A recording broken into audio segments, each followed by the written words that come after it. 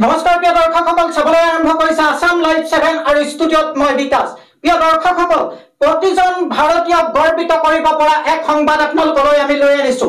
ভাৰতে সম্প্ৰতি কূটনৈতিক দিশত সফলতা লাভ কৰিছে, সফলতা অৰ্জন কৰিছে ভাৰতবৰ্ষই, আৰু যি আপোনালোকৰ সন্মুখত আমি সংবাদ আগবঢ়াবলৈ লৈছো, ই আপোনালোকক নিশ্চিতভাৱে গৌৰৱান্বিত কৰিব।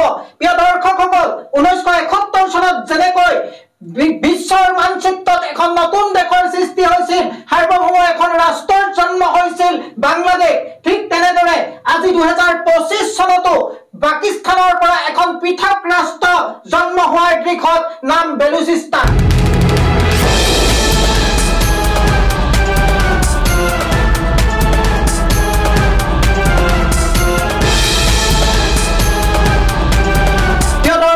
অতি গুৰুত্বপূৰ্ণ কথা যে 1947 চনত জন্ম লাভ কৰা পাকিস্তান আজি দ্বিখণ্ডিত হোৱাৰ পথত।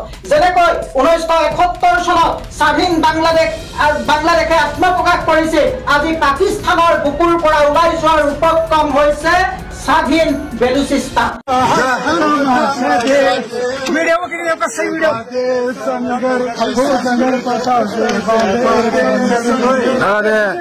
প্ৰিয় দৰ্শকসকল, তাতকৈও গুৰুত্বপূৰ্ণ খবৰ এইটোহে যে বেলুচিস্তানৰ সংগ্ৰাম, যি বেলুচ লিবাৰেশ্যন অৰ্গেনাইজেশ্যন, এই যিখন সংগ্ৰাম, মুক্তিকামী যি সংগ্ৰাম, কেৱল মাত্ৰ বেলুচ লিবাৰেশ্যন অৰ্গেনাইজেশ্যনৰ মাজতে আজি আবদ্ধ হৈ থকা নাই, আজি এই গণযুদ্ধলৈ পৰ্যবেক্ষিত হৈছে।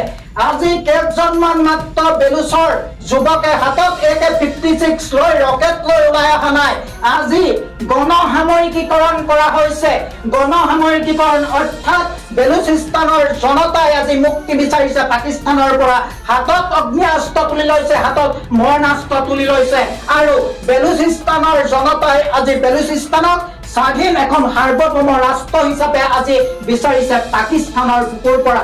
বেলুচিস্তানে ইতিমধ্যে নিজকে স্বাধীনতা ঘোষণা কৰিছে, আৰু এইখিনিতে বেলুচিস্তানৰ বিশিষ্ট সাহিত্যিক মীৰ ইয়াৰে বেলুচিস্তানক স্বাধীন হিচাপে ঘোষণা কৰিছে, আৰু জাতিসংঘৰ ওচৰত আবেদন জনাইছে যে এখন স্বাধীন ৰাষ্ট্ৰ হিচাপে বেলুচিস্তানক স্বীকৃতি প্ৰদান কৰক। আৰু বেলুচ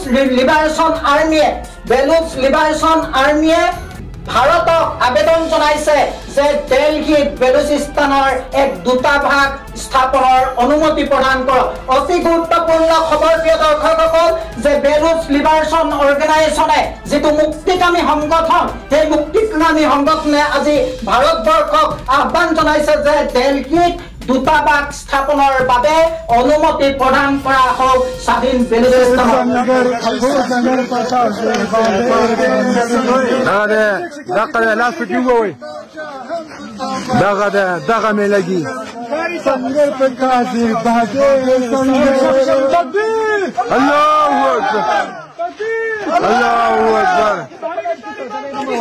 जिंदाबाद जिंदाबाद।